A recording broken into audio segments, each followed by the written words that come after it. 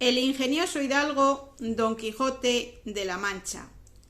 Capítulo 45, donde se acaba de averiguar la duda del yelmo de Mambrino y de la albarda y otras aventuras sucedidas con toda verdad. ¿Qué les parece a vuestras mercedes, señores?, dijo el barbero, de lo que afirman estos gentiles hombres, pues aún porfían que ésta no es bacía, sino yelmo. Y quien lo contrario dijere, dijo Don Quijote, le haré yo conocer que miente, si fuere caballero, y si escudero, que remiente 1000 veces.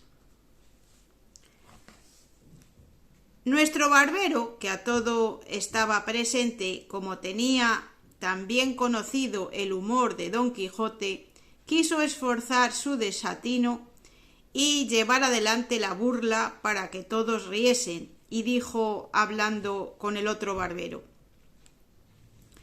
Señor barbero, o quien sois, sabed que yo también soy de vuestro oficio y tengo más de 20 años carta de examen y conozco muy bien todos los instrumentos de la barbería sin que le falte uno, y ni más ni menos fui un tiempo en mi mocedad soldado, y sé también qué es yelmo y qué es morrión y celada de encaje y otras cosas tocantes a la milicia, digo a los géneros de armas de los soldados.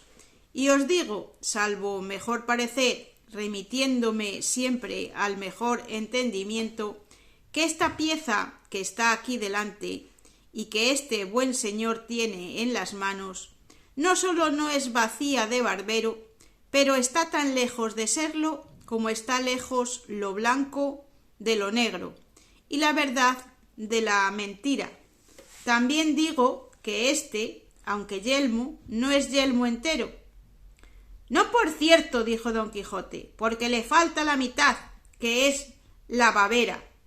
Así es, dijo el cura, que ya había entendido la intención de su amigo el barbero, y lo mismo confirmó Cardenio, don Fernando y sus camaradas, y aun el oidor, si no estuviera tan pensativo con el negocio de don Luis, ayudara por su parte a la burla. Pero las veras de lo que pensaba le tenían tan suspenso que poco o nada atendía a aquellos donaires. «Válame Dios», dijo a esta sazón el barbero burlado, «que es posible que tanta gente honrada diga que ésta no es vacía, sino yelmo. Cosa parece esta que puede poner en admiración a toda una universidad, por discreta que sea. Basta, si es que esta vacía es yelmo, también debe de ser esta albarda jaez de caballo, como este señor ha dicho». «A mí albarda me parece», dijo Don Quijote, «pero ya he dicho que en eso no me entremeto». «De que sea albarda o jaez», dijo el cura, «no está en más de decirlo el señor Don Quijote, que en estas cosas de la caballería todos estos señores y yo le damos la ventaja». «Por Dios, señores míos», dijo Don Quijote, «que son tantas y tan extrañas las cosas que en este castillo, en 2 veces que en él he alojado, me han sucedido, que no me atreva a decir afirmativamente ninguna cosa de lo que acerca de lo que en él se contiene se preguntare, porque imagino que cuando en él se trata va por vía de encantamento. La primera vez me fatigó mucho un moro encantado que en él hay, y a Sancho no le fue muy bien con otros sus secuaces, y anoche estuve colgado de este brazo casi 2 horas, sin saber cómo no. Vine a caer en aquella desgracia, así que ponerme yo agora en cosa de tanta confusión a dar mi parecer será caer en juicio temerario. En lo que toca a lo que dicen que ésta es vacía y no yelmo, ya yo tengo respondido, pero en lo de declarar si ésta es albarda o jaez, no me atrevo a dar sentencia definitiva. Solo lo dejo al buen parecer de vuestras mercedes, quizá por no ser armados caballeros como yo lo soy. No tendrán que ver con vuestras mercedes los encantamentos de este lugar, y tendrán los entendimientos libres y podrán juzgar de las cosas de este castillo como ellas son real y verdaderamente, y no como a mí me parecían. No hay duda, respondió a esto don Fernando, sino que el señor Don Quijote ha dicho muy bien hoy que a nosotros toca la definición de este caso, y porque vaya con más fundamento, yo tomaré en secreto los votos de estos señores, y de lo que resultare daré entera y clara noticia. Para aquellos que la tenían del humor de Don Quijote era todo esto materia de grandísima risa, pero para los que le ignoraban le parecía el mayor disparate del mundo, especialmente a los 4 criados de don Luis, y a don Luis ni más ni menos, y a otros 3 pasajeros que acaso habían llegado a la venta, que tenían parecer de ser cuadrilleros como en efecto lo eran. Pero el que más desesperaba era el barbero, cuya bacía allí delante de sus ojos se le había vuelto en yelmo de mambrino, y cuya albarda pensaba sin duda alguna que se le habría de volver en jaez rico de caballo. Y los unos y los otros se reían de ver cómo andaba don Fernando tomando los votos de unos en otros, hablándoles al oído para que en secreto declarasen si era albarda o jaez, aquella joya sobre quien tanto se había peleado. Y después que hubo tomado los votos de aquellos que a don Quijote conocían, dijo en alta voz: el caso es, buen hombre, que ya yo estoy cansado de tomar tantos pareceres, porque veo que a ninguno pregunto lo que deseo saber, que no me diga que es disparate el decir que ésta sea albarda de jumento, sino jaez de caballo, y aun de caballo castizo, y así habréis de tener paciencia, porque a vuestro pesar y al de vuestro asno, este es jaez y no albarda, y vos habéis alegado y probado muy mal vuestra parte. No la tengo yo en el cielo, dijo el pobre barbero, si todas vuestras mercedes no se engañan, y que así parezca mi ánima antes Dios, como ella me parece a mí albarda y no jaez, pero allá van leyes, y no digo más, y en verdad que no estoy borracho, que no me he desayunado, si de pecar no. No menos causaban risa las necedades que decía el barbero que los disparates de Don Quijote, el cual a esta sazón dijo: aquí no hay más que hacer sino que cada uno tome lo que es suyo, y a quien Dios se la dio, San Pedro se la bendiga. Uno de los 4 dijo: si ya no es que esto sea burla pensada, no me puedo persuadir que hombres de tan buen entendimiento como son o parecen todos los que aquí están, se atrevan a decir y afirmar que ésta no es bacía ni aquella albarda, mas como veo que lo afirman y lo dicen, me doy a entender que no carece de misterio el porfiar una cosa tan contraria de lo que nos muestra la misma verdad y la misma experiencia, porque voto a tal, y arrojóle redondo, que no me den a mí a entender cuantos hoy viven en el mundo al revés, de que ésta no sea bacía de barbero y esta albarda de asno. Bien podría ser de borrica, dijo el cura. Tanto monta, dijo el criado, que el caso no consiste en eso, sino en si es o no albarda como vuestras mercedes dicen. Oyendo esto, uno de los cuadrilleros que habían entrado, que había oído la pendencia y cuestión, lleno de cólera y de enfado, dijo: tan albarda es como mi padre, y el que otra cosa ha dicho o dijere debe de estar hecho uva. Mentís como bellaco, villano, respondió don Quijote, y alzando el lanzón que nunca le dejaba de las manos, le iba a descargar tal golpe sobre la cabeza que, a no desviarse el cuadrillero, se le dejara allí tendido. El lanzón se hizo pedazos en el suelo y los demás cuadrilleros, que vieron tratar mal a su compañero, alzaron la voz pidiendo favor a la Santa Hermandad. El ventero, que era de la cuadrilla, entró al punto por su varilla y por su espada y se puso al lado de sus compañeros. Los criados de don Luis rodearon a don Luis porque con el alboroto no se les fuese. El barbero, viendo la casa revuelta, tornó a asistir de su albarda y lo mismo hizo Sancho. Don Quijote puso mano a su espada y arremetió a los cuadrilleros.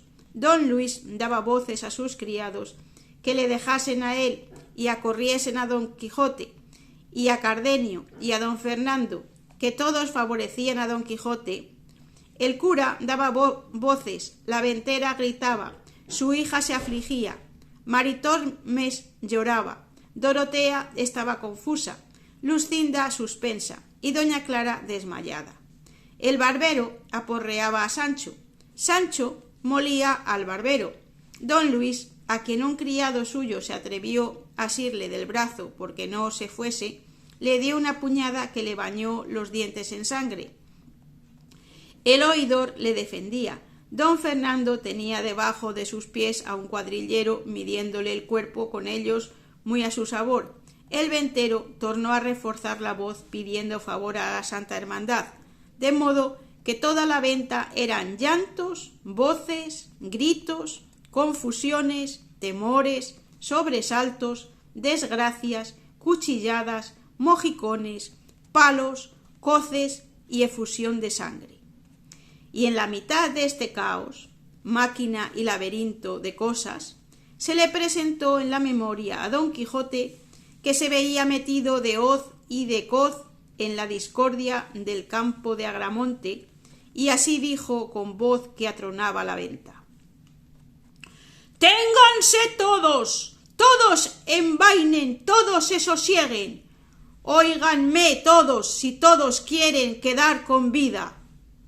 A cuya gran voz todos se pararon y él prosiguió diciendo: «¿No os dije yo, señores, que este castillo era encantado y que alguna región de demonios debe de habitar en él? En confirmación de lo cual quiero que veáis por vuestros ojos cómo se ha pasado aquí y trasladado entre nosotros la discordia del campo de Agramante. Mirad cómo allí se pelea y por la espada, aquí por el caballo, acullá por el águila, acá por el yelmo, y todos peleamos y todos no nos entendemos. Venga, pues, vuesa merced, señor oidor, y vuestra merced, señor cura, y el uno sirva del rey Agramante y el otro del rey sobrino, y pónganos en paz, porque por Dios todopoderoso, que es gran bellaquería que tanta gente principal como aquí estamos se mate por causas tan livianas». Los cuadrilleros, que no entendían el frasis de don Quijote y se veían mal parados de don Fernando, Cardenio y sus camaradas, no querían sosegarse. El barbero sí, porque en la pendencia tenía deshechas las barbas y la albarda. Sancho, a la más mínima voz de su amo, obedeció como buen criado. Los 4 criados de don Luis también se estuvieron quedos, viendo cuán poco les iba en no estarlo. Sólo el ventero porfiaba que se habían de castigar las insolencias de aquel loco, que a cada paso le alborotaba la venta. Finalmente el rumor se apaciguó. Por entonces la albarda se quedó por Jaez hasta el día del juicio, y la bacía por yelmo, y la venta por castillo en la imaginación de don Quijote. Puestos pues ya en sosiego y hechos amigos todos a persuasión del oidor y del cura, volvieron los criados de don Luis a porfiarle que el momento se viniese con ellos, y en tanto que él con ellos se avenía, el oidor comunicó con don Fernando, Cardenio y el cura qué debía hacer en aquel caso, contándoseles con las razones que don Luis le había dicho. En fin, fue acordado que don Fernando dijese a los criados de don Luis quién él era y cómo era su gusto que don Luis se fuese con él a la Andalucía, donde su hermano, el marqués, sería estimado como el valor de don Luis merecía, porque de esta manera se sabía de la intención de don Luis, que no volvería por aquella vez a los ojos de su padre si le hiciesen pedazos.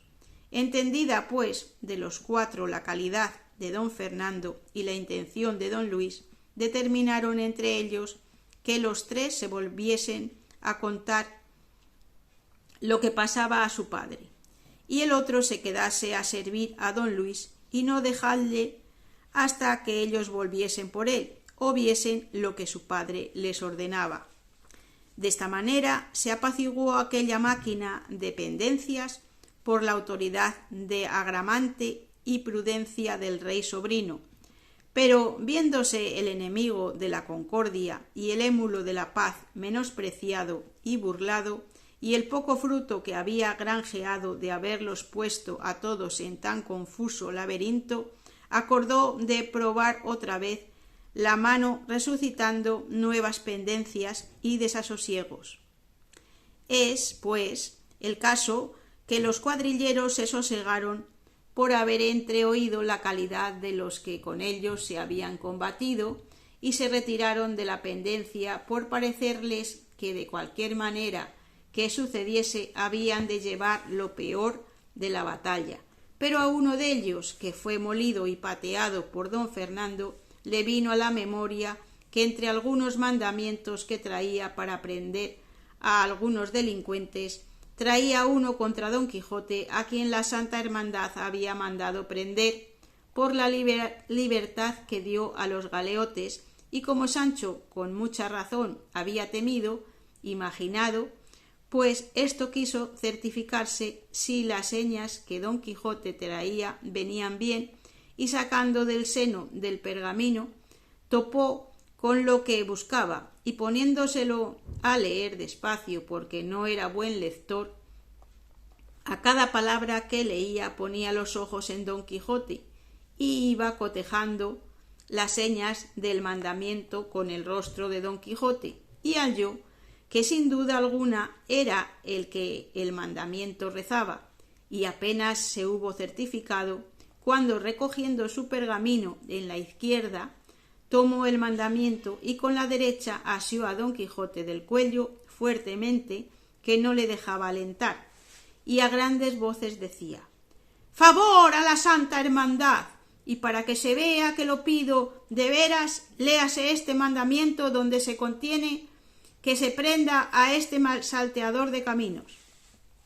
Tomó el mandamiento el cura y vio cómo era verdad cuanto el cuadrillero decía, y cómo convenía con las señas con don Quijote, el cual, viéndose tratar mal de aquel villano malandrín, puesta la cólera en su punto y crujiéndole los huesos de su cuerpo, como mejor pudo, él asió al cuadrillero con entrambas manos de la garganta, que a no ser socorrido de sus compañeros, allí dejara la vida antes que don Quijote la presa.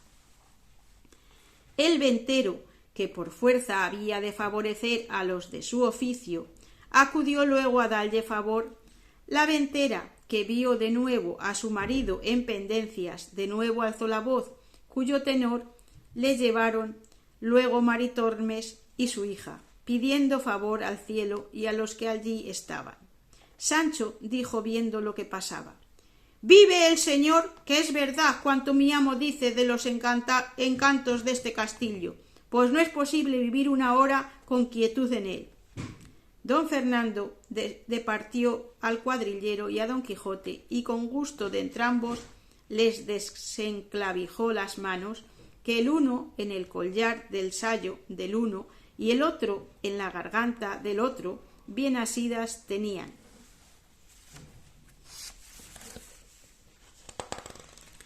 Pero no por esto cesaban los cuadrilleros de pedir su preso, y que los ayudasen a dárselo atado y entregado a toda su voluntad, porque así convenía al servicio del rey y de la Santa Hermandad, de cuya parte De nuevo les pedían socorro y favor para hacer aquella prisión de aquel robador y salteador de sendas y de carreteras.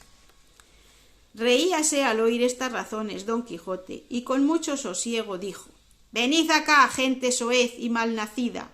Saltear caminos llamáis al dar libertad a los encadenados, soltar los presos, acorrer a los miserables, alzar los caídos, remediar los menesterosos. ¡Ah, gente infame! Digna por vuestro bajo y vil entendimiento, que el cielo no os comunique el valor que se encierra en la caballería andante, ni os dé a entender el pecado e ignorancia en que estáis en no reverenciar la sombra, cuanto más la asistencia de cualquier caballero andante. Venid acá, ladrones en cuadrilla, que no cuadrilleros, salteadores de caminos con licencia de la Santa Hermandad. Decidme, ¿quién fue el ignorante que firmó mandamiento de prisión contra un tal caballero como soy yo? ¿Quién el que ignoró que son exentos de toda judicial fuero los caballeros andantes, y que su ley es su espada, sus fueros, sus bríos, sus premática su voluntad? ¿Quién fue el mentecato, vuelvo a decir, que no sabe que no hay secutoria de hidalgo con tantas preeminencias ni exenciones como la que adquiere un caballero andante el día que se arma caballero y se entrega al duro ejercicio de la caballería?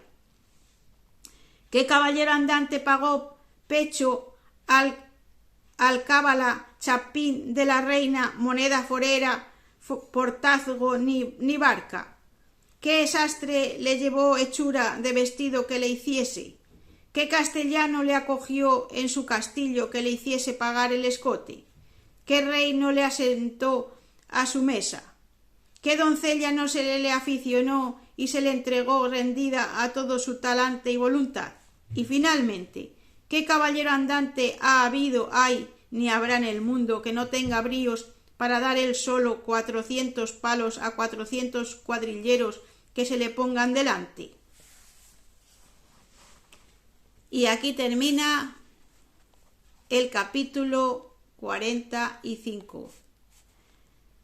Después de este capítulo, mañana podremos escuchar el capítulo 46, que trata de la notable aventura de los cuadrilleros y la gran ferocidad de nuestro buen caballero Don Quijote.